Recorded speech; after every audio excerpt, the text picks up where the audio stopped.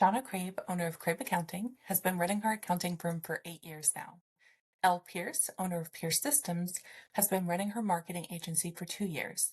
They're at different places in their small business journeys, and they're having unfiltered conversations about what it's really like to be a small business owner. Grab your coffee and join your new small business besties. All right. Welcome to another episode of Brandon Bank. Today, we are going to talk about client red flags that we've ignored and regret. Oh, yeah. So, Shauna, you know that gut feeling you get when something is off, but you ignore it and you really want the sale? Yes, Yeah. I know all too well. Yeah. We've both done that. So, today we're spilling the tea on client red flags we saw, pretended we didn't, and totally regretted. First, let's talk about how we get into this situation. Why do business owners sometimes ignore red flags? What's your number Well, one reason? Elle, I think that when you're starting out, you're just so eager to get business, right? Because that's your livelihood. You want to get a sale, you want to get going. And so you'll just take anybody that comes along because you just have this eager because you got to hit the ground running, right?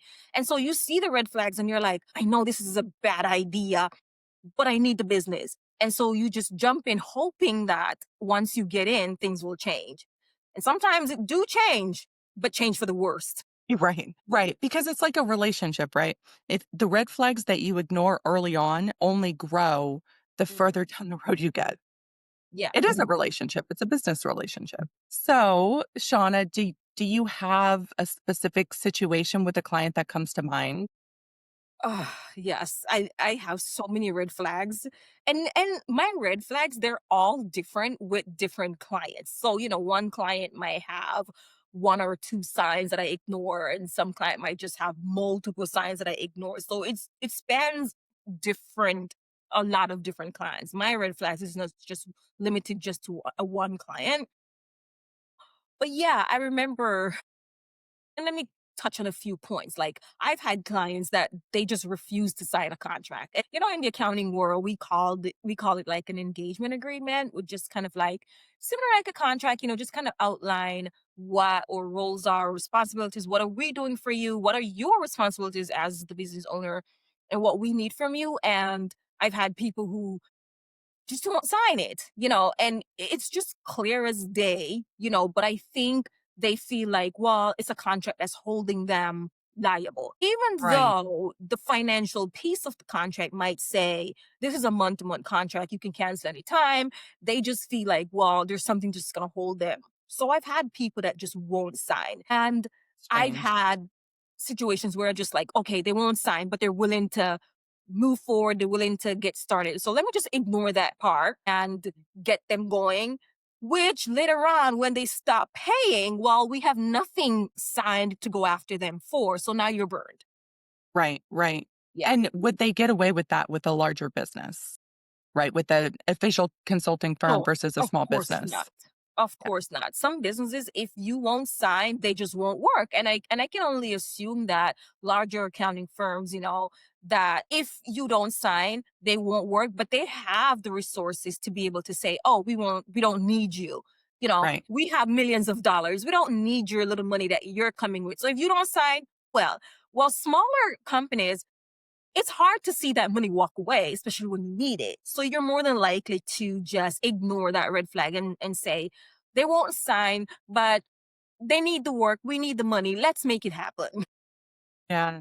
That So idea. do you think in that scenario, it's best to assume that they're not signing because they plan on not paying? It's hard to tell, but I would caution walking away if they don't sign, only because I've had several clients over the years that did that. And then even right now, we're dealing with one client that has not paid us and owe us thousands of dollars. And it's kind of hard because, emails and phone calls and all of that trying to get them to pay. And that we don't have a signed agreement. And this is somebody we've worked with for many years, but they've gotten to a point where they just stop paying. And so we stop working as well. and they stop paying because, they stop paying first and then we stop working, but you still owe us for months and months of work. And so because we didn't enforce or sign contract, now we can't really go to collections on them because we have nothing to show as proof that we had an agreement with these people. So it's been a challenge. Yeah, yeah, definitely. I guess so.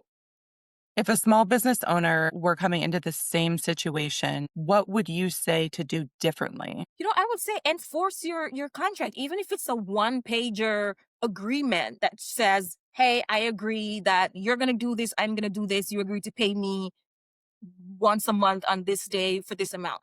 Enforce it, and if they don't want to sign, just walk away. I know it's hard to walk away because it's potential money and it's money that you need, but the long term, stress and chasing them down, is it worth it? you know Yeah, and chances are, if they don't want to sign, they probably really don't value you and your business. That's how I see it. that is true. And if they Yeah, don't value you, they're not going to respect you. exactly, that's the word. They're not going to respect you. Yeah. Yeah. Well, that's a good lesson to learn. I will definitely remember that. I so far like my clients are mostly government clients, which Yeah, they demand they always contracts, so pay. that hasn't been an issue One yet. thing I love about the government, one, they will pay you what they say they will pay you, That right? is true. I have a few small government contracts, and trust me, if they say they're going to pay you a dollar, you're going to pay your dollar, not 1 cent more. They're going to pay you a dollar. And they always Yeah. pay on time. Well, so the thing is, I've had a couple instances.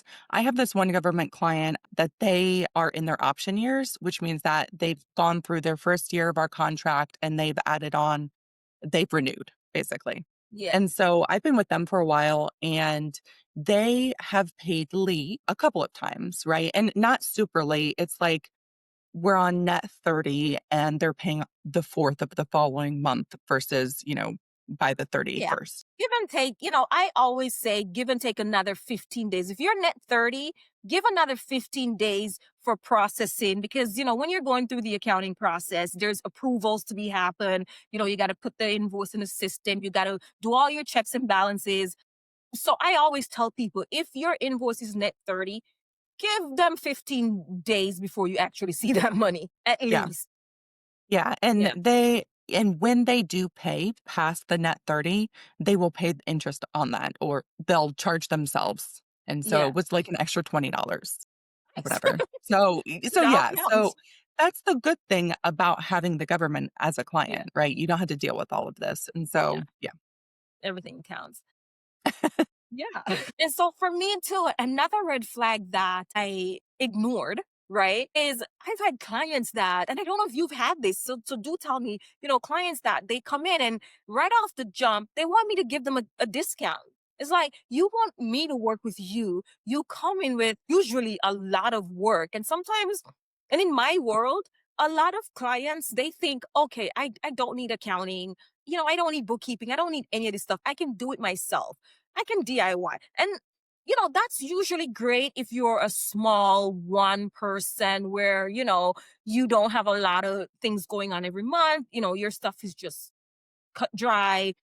You don't need a lot of moving parts. That's okay. But then when you have employees and you have, vendors and customers, and it gets a lot of complication is involved.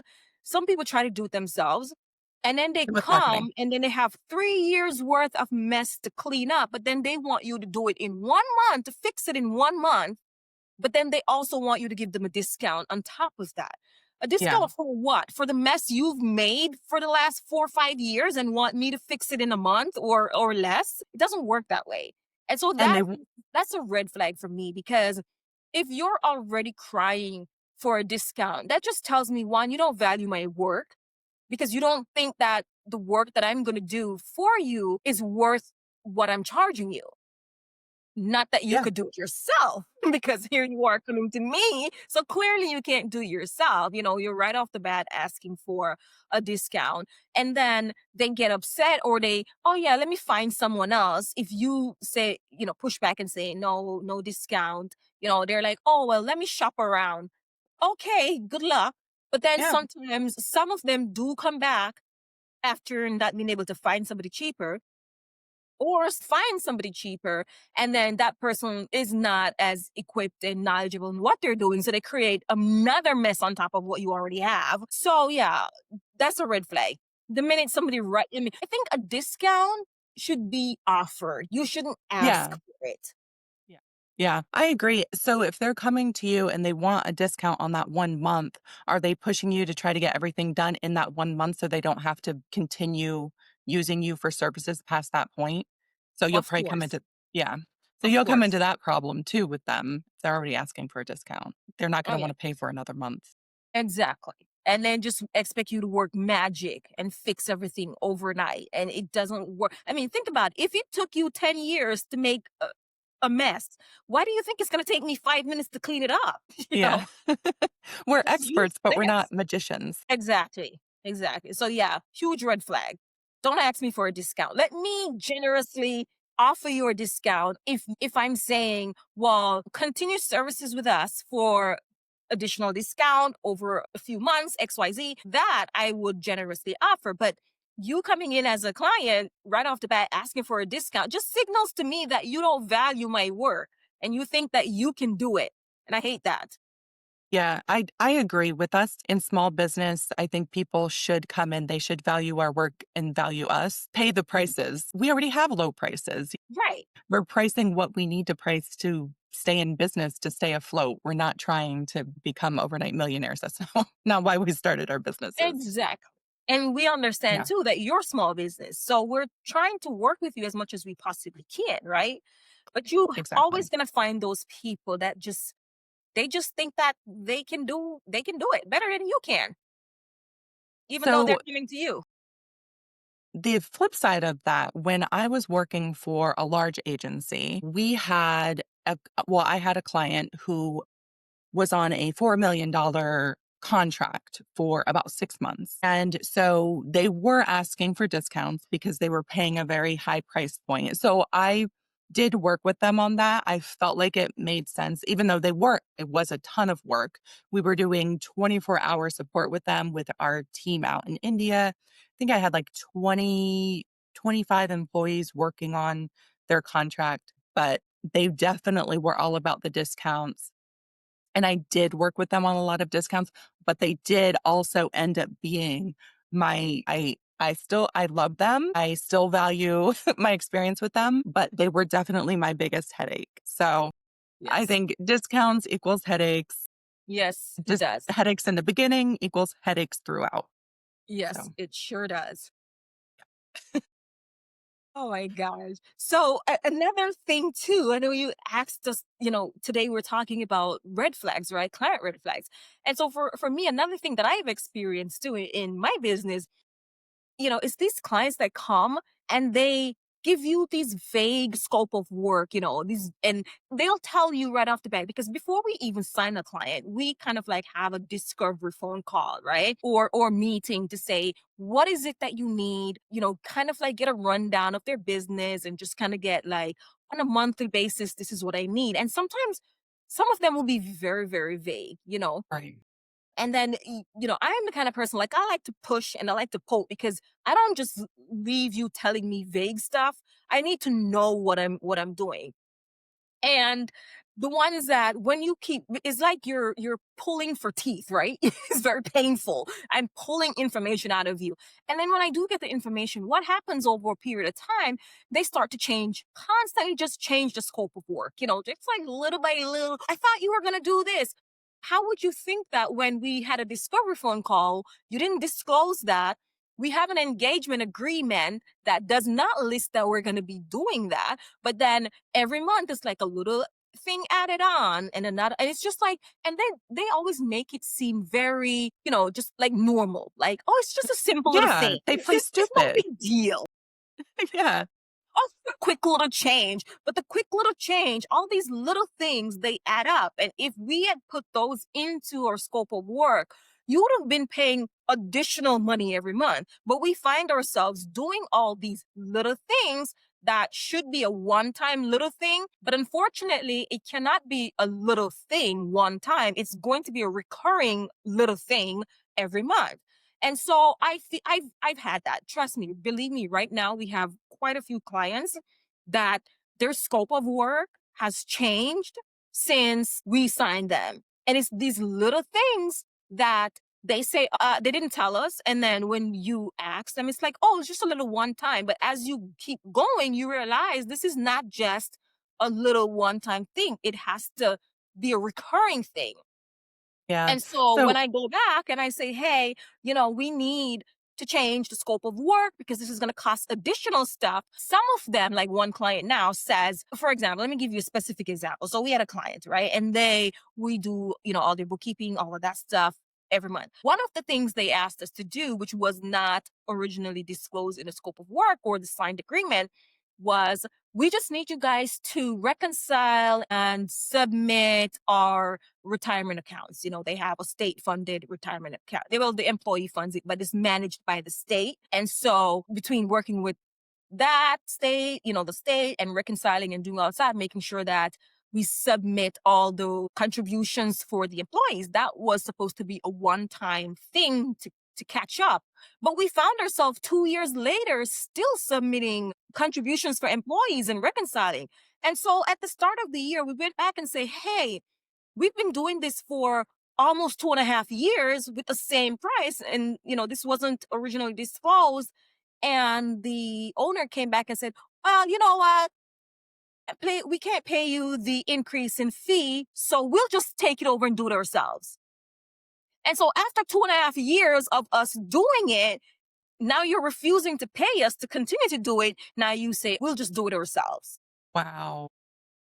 So again, the vague scope and the little scope creep that happens, not it just created this it can create resentment because now you're like mad because you wasted our time, you shortchanged us, and now you want to do it yourself. And now even though you're submitting it yourself, we still every month when we close our books and finalize everything, we still have to reconcile that to make sure what you're submitting is what was withheld from payroll is what was submitted to the state. And so we still are involved in it somehow, but on the accounting side, but still you don't want to pay for that. So, yeah, that's a tough situation. I mean, I guess what it is, it's setting that boundary like in the very beginning, never giving them that freebie in the first place. But again, as a small business owner, you risk losing them as a client. Exactly. And So of you would course, we rather don't want to do take, that. I always say $1 is better than $0, right? And so you'll take them on just because you need the money, but then you find yourself with these little things that happen, like, scope creep. It does Scope creep. happen. Yeah. Yeah, Scope it does creep. happen. That happens in marketing a lot too. In the corporate world, that happened, but I always could say at the end of the day, I could say, my boss says, or, the Yeah, CEO says. But yeah. as a small business owner, I don't Yeah. have that. I can say, I That say, yeah, that is so funny because I do that too because I'm the owner, I'm the boss, and so sometimes clients come and I try to play that card like, oh yeah, let me talk to client services and stuff, and they're like pushing back because they're like, well, you're the decision maker, and so you can't really play that card as a small business owner that let me go talk to my boss.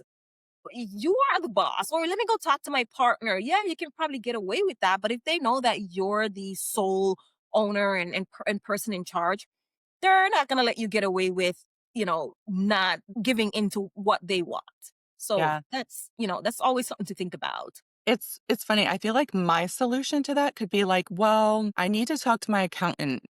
Yes. Let me talk to Shauna and get back to you. That And you know what, I have a lot of clients who do that. Yeah, But I can't do that though. Who am I going to talk to? I true. have clients all the time. They'll email me or they'll call and they're like, yeah, so I'm signing this deal, but I told them I'm going to talk to my accountant and get back. What do you think about this? And I'll tell them and then they can go back. But, I'm stuck with me. Yeah, you could say, yeah, I don't know. I'm going to talk to my accountant. Yeah, let me talk to my daughter. She'll put them in their place. Yeah, what is the best solution for a small business owner when dealing with clients who want like basically free services for nothing, or they're going to get mad if you don't give them to them. Yeah. So I always advise that your price is your price, right? And if somebody cannot afford you, they just can't afford you. They Just can walk for away. yeah, Just walk away because you will constantly lower your standards, lower everything just to fit into their box. And then when does the buck stops? Because you're going to constantly be doing that for everyone. And then at the end of the day, you're running a business. And I know the last time we talked about separating yourself from the business, it's the company, it's not Elle, it's not Shauna, separating the two. And so you're running a business. And so you have to treat it like that. If you cannot afford my price, it's okay. There are right. people out there who Who can. can? And so those are the people you should be focusing your time and your energy on, not chasing the people who are constantly trying to nickel and dime you. So move on. That's a great point, and that kind of goes back to mindset, right? So let that one client walk away so a better client has space to come to you. Oh, yeah. Yeah. Yeah, making room for better. Making room for better. That's a good one. That's a good way of putting it. All right. So what else? What What else? other yeah, what oh, all right. Yeah. I'm gonna So I think too that another red flag that I ignored was the clients that they're slow to communicate. You call, you email, you text, you send a dove, and it's just like, come on, give me an answer.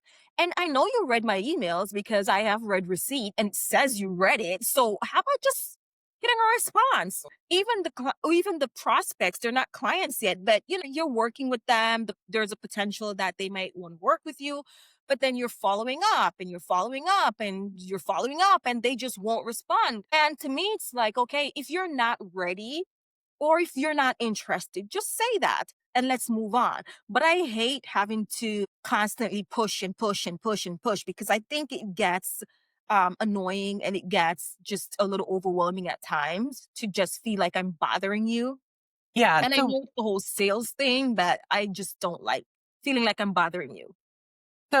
you're saying when you're pushing, they've asked for potential services and they're not following up, or just working on the work with them as a client, or both? Both? Both. Yeah, even the ones like I said, they don't respond whether or not they want to move forward. So your slow in communication just tells me that I'm probably going to have a problem with you when you come on. And then I do have clients that are on that you will email them 50 times. Can I get this? I need to close your books. You asked me for financials. I can't give you the financials without this. And they just won't respond. When was it? It was about 3 months ago. I fired a client for that very reason. I fired him because it doesn't matter. It's been years we've been working together, and I've spent years just constantly, my team just constantly emailing him. And then they're telling me, oh, Shauna, we cannot get a hold of this client. He just won't respond, and we can't do our jobs. And then I'm getting on them because I'm looking on my task board and I'm like, where's the financials for this client? It's not showing up. Is it not done? What are you guys waiting on? And it's always the same thing. He has not responded. He doesn't send us what we need. And I just had a conversation. I'm like, I'm sorry, we're gonna have to let you go. You know that conversation that your boss has with you when they're gonna let you go? Yeah. Yeah, the same one. It's not you, it's me. Yeah. It was you. I'm like, we cannot work with you. It's been very challenging. And so I did send him a formal letter, a disengagement letter to say we will no longer be working with you.